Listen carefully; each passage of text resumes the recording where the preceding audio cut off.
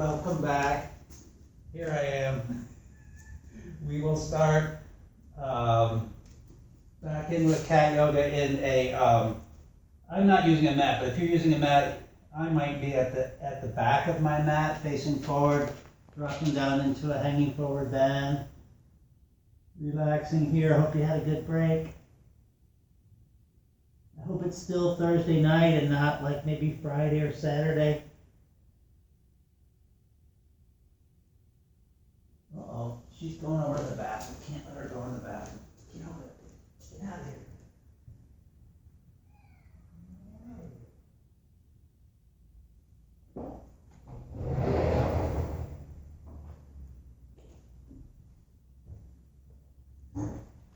So go into downward facing dog.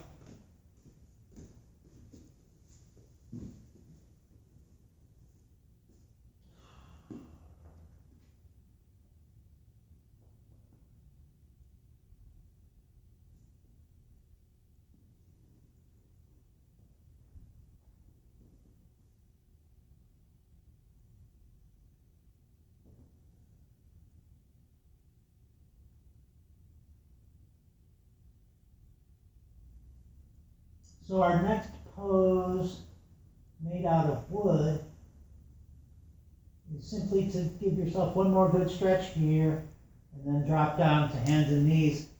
Because I don't even really consider this a yoga pose, but a lot of people do. They call it a table pose. In this case, it's facing downward, because you could also face upward and make an upward table. And we'll do some cat and cow.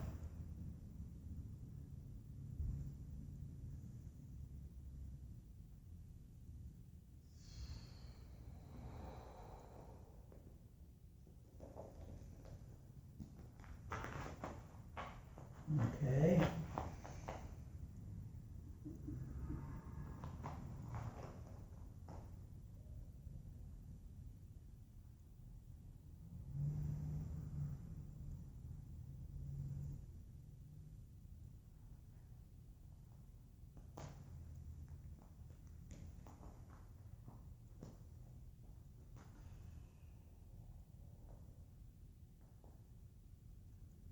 How about one more of each? I always like to end in an opening movement, so that would be the cow rather than the cat. And come to a neutral back. We haven't done a side stretch yet, so we'll move our spine laterally from side to side. So seen from above, it's like a C and then a backward C.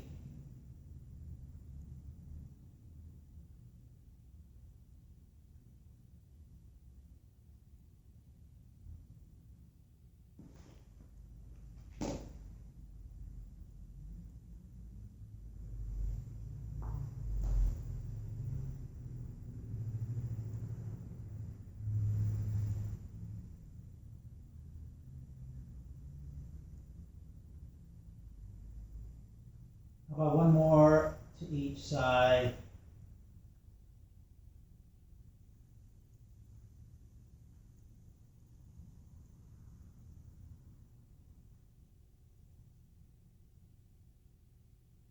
Okay, so if you really pay attention to that movement, that's a pretty good side stretch. It just doesn't have any leverage to it, so it's all using obliques, etc., and no mechanical leverage. So let's do our next wood pose. Bows are made of wood, so this is the type of bow, not that you tie, but like the bow and arrow type bow. So I come down to my chin, and if you can't reach both feet, just do a half bow. If you're doing a half bow, this arm, opposite arm is extended. Anyway, I grab my ankles. I like to just take a couple breaths here, just to get my legs used to what's about to happen. And again, it's not about your legs. It's about bending your whole body like a bow. And my bow is not that great tonight because of my back, like I said, but I can feel it for sure. Shoulders open, chest opens.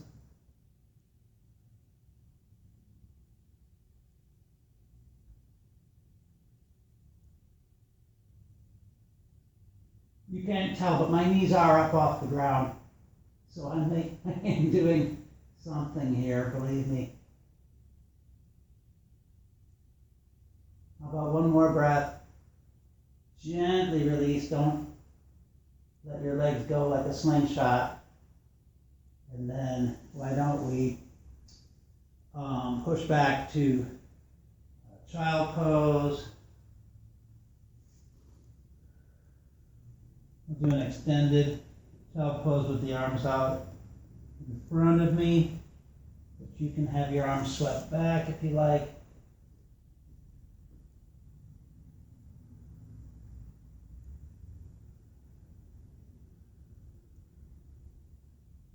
So we'll do all of our planks, because planks are obviously made of wood, and there's different variations and varieties that we can explore. So the classic is facing down, and we're just trying to kind of lengthen the whole body as long as possible. Hopefully things aren't sticking up or things aren't sagging down, but I know nothing's perfect. We just do the best we can. And if you don't have a mirror, like I don't know what I look like, I have no idea. It's probably not a very good plank. Doesn't make much difference. Then there's another variation, the four-limbed staff. That's where you drop down, but not all the way down. I'm staying up a couple inches off the mat. Back up to here. And then back to child pose. So we'll do another side stretch from child pose. So leave your arms out. In front of you, we'll walk our arms out to one side, feeling carefully, waiting for that side stretch to kick in, and then do no more. Because before we had no leverage, now we have too much leverage. In other words, the arms could actually pull us over further than we want to go.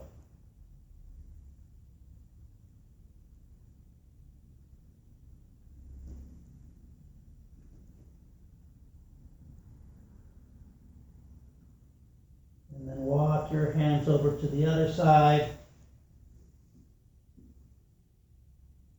So you just feel that stretch kick in. And then all you need to do is just alter your breath, breathe into it just a tiny bit.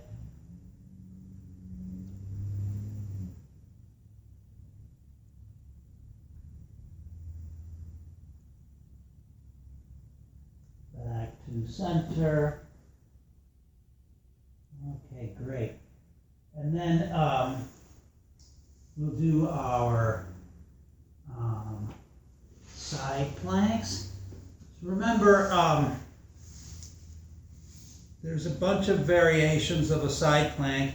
You could go knees to elbow, and the objective is just a real straight line. You can just look down this line because we have this bilateral symmetry in our body. You can look up at your arm, or you can be more linear, lengthen, look straight out. So that means that my spine is holding this line here. And then you could also go elbow to feet. You could go knees to hand. You could go hand to feet with the feet spread so that you don't have to worry about balancing. And then the hardest one, the most challenging one, is with the feet stacked. So here or here. And then gracefully come to the other side, so that's how you find which variation is your favorite, or the one that you can hold for the longest amount of time and still have good form. So go to that one.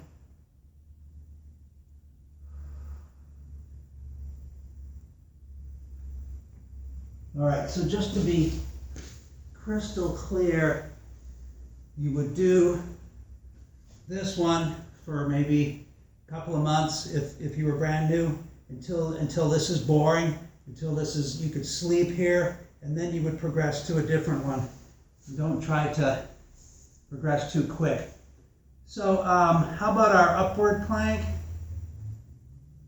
And there's different theories on the hands.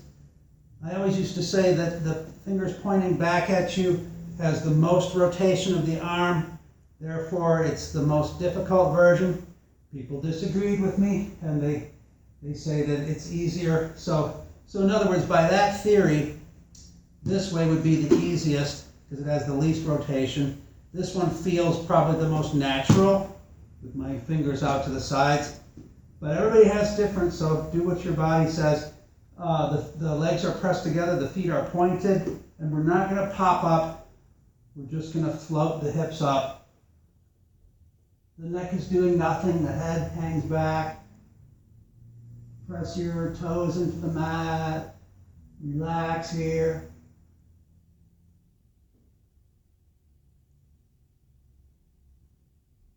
Let's take one more breath. Sit back down. And then we have more wood items. We have a three-legged table. So I'm going to stay sideways here. I'm going to cross one leg over the other, doesn't matter which. And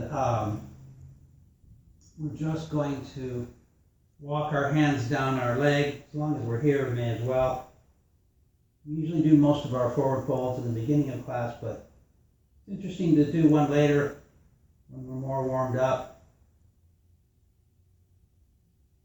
Okay. And then arms back again. Leg goes up, and then we'll float up to our three-legged table. Very similar to the upward plank. Have a seat. Switch legs.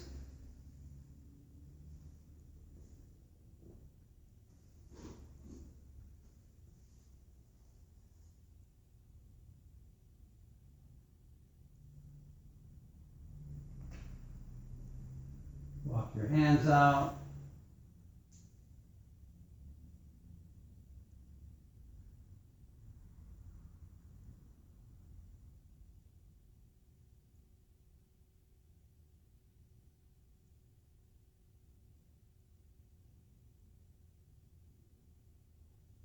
And then we'll do our three-legged table.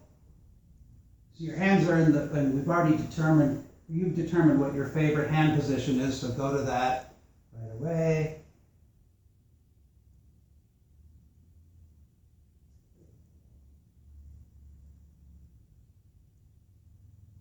Come here, baby.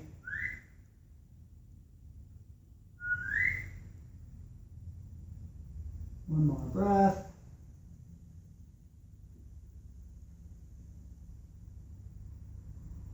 And have a seat. Okay. Does she deserve a treat? I think she does. Let's see. So we have more wooden items. I think we did a boat last week, but a boat is just a real good solid core exercise, so it doesn't matter. You can do this every week, right? So I'm coming right into my balance. Trying to keep my chest high, my back flat as best as possible. The deck of my boat happens to be flat. There's variations where this comes up here and then these arms go back to here. Imagine both arms back to here. I can't really do it. I can try to do it, and then I'll so anyway, but this is good. Keep this tight, that's the point. And then there are still wooden bridges in this country, lots in Europe too. So we'll do a bridge pose, lay back, relax, Start out by hugging your knees. Okay, remember to go up, first we must go down. So the abs sink down, the back presses down into the mat. That you feel the hips come up, the hips rotate, tailbone points upward, peel the spine away from the mat, one vertebra at a time. Come up nice and slowly. Spine leaving the mat, just like a string of pearls. Picking a string of pearls up off your dresser.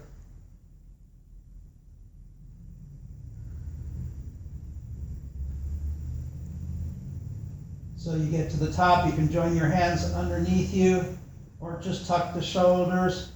We could do a leg raise.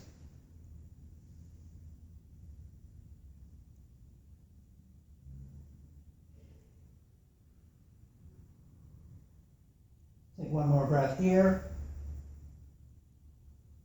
Lower the leg. Come down just as slowly and precisely as you went up, feeling the spine melting back into the mat, one vertebra at a time.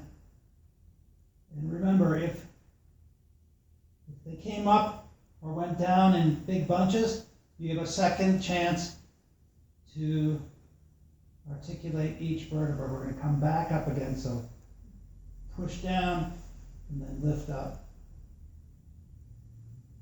Rolling up.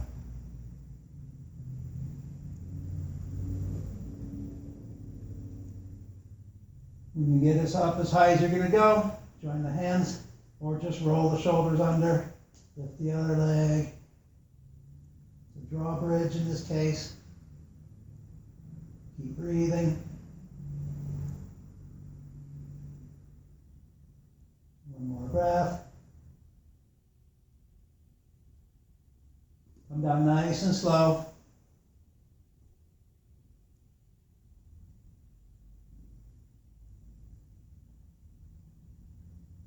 Okay, hug your knees to your chest.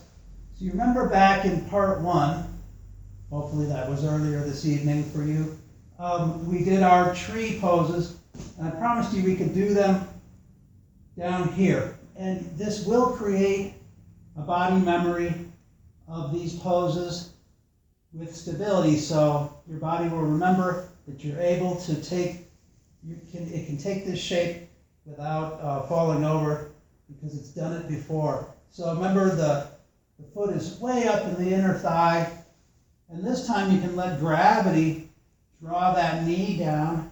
We were trying to pull it back. My knee was way forward. It was really bad. But remember we started out with our hands to our heart. That's too easy. We'll bring the hands to the crown point of the head, palms together. Now you feel gravity helps you pull the elbows, in this case down. When we were standing, the elbows had to pull our own elbows back. Then we went to branches extending upward. And then we did this big tree branch here in our asymmetrical tree. And in this case now, see how gravity helps pull that leg down, but don't let it drag you over. You want to try to keep your opposite hip down on the mat if you can. You can hold at the calf. If you hold at the knee, your leg's going to bend, so that's no good. You could use a strap here. So maybe I'll put a note in the description to tell you to have a strap handy. You would loop it around your foot and let it come down like this. So let's come back up. And we'll do the other side. So the other foot way up in the inner thigh. Let gravity draw that knee down. Oh, she fell asleep.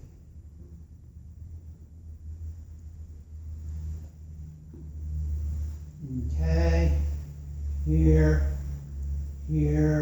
Sink the elbows down. It's a little easier now because we've already done it. Arms come up. Hopefully your shoulders are both pressed into the mat, and then we'll go with our big tree branch on the other side. Loop your strap over your foot.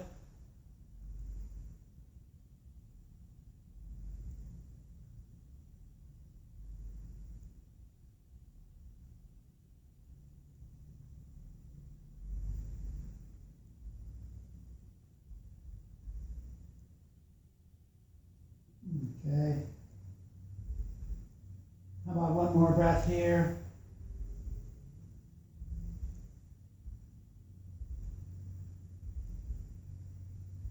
We're practically done with class. If you wanted to hold this longer, you can just catch up to us in a minute. We're going to just be hugging our knees to our chest and going into our final twist. Arms out to the sides, knees to one side, head to the other.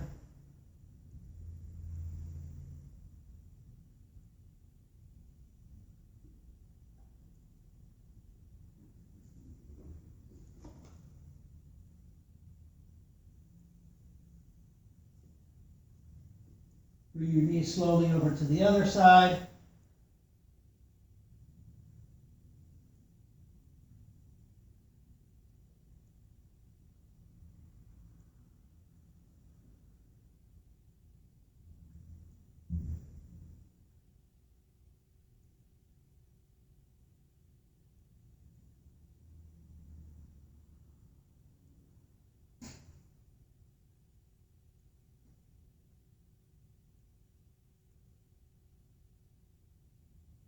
Very slowly come back to center.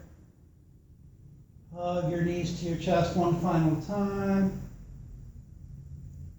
We'll do a brief Savasana. If you want to do a longer one, it's up to you. I'm going to take one more breath here and then collapse down into my corpse pose. Go into a nice meditation.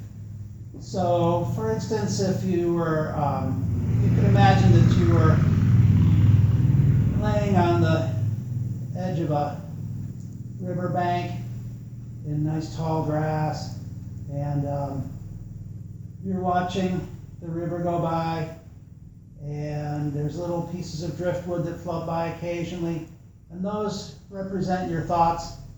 And as you relax more and you let your mind empty out, you see fewer and fewer pieces of driftwood, and that's your mind clearing of all thoughts as you relax deeper and deeper. And if another piece of driftwood or a stray thought enters your mind, you can't force it away. You just recognize it's there and let it go by, knowing that it will go by. Before long, it'll be gone. Your long, even breathing into your belly.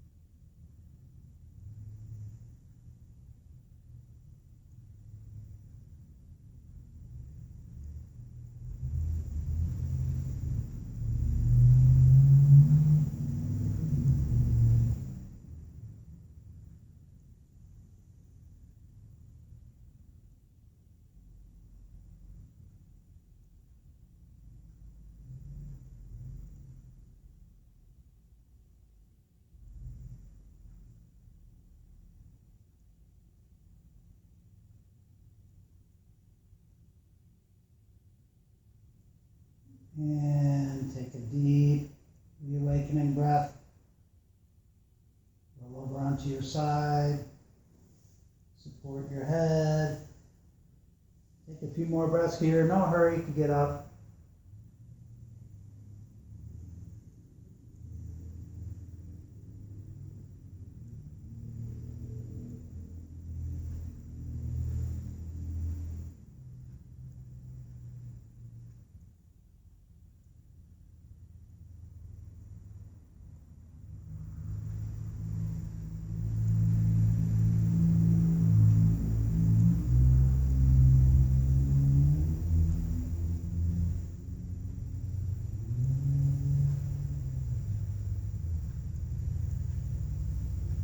Slowly come up to sitting with your hands to your heart.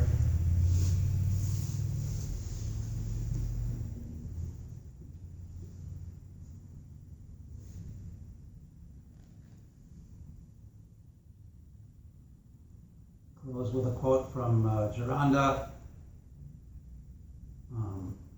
There is no greater shackle than illusion, no greater enemy than ego, no greater friend than knowledge, and no greater strength than that gained through the practice of yoga. Namaste.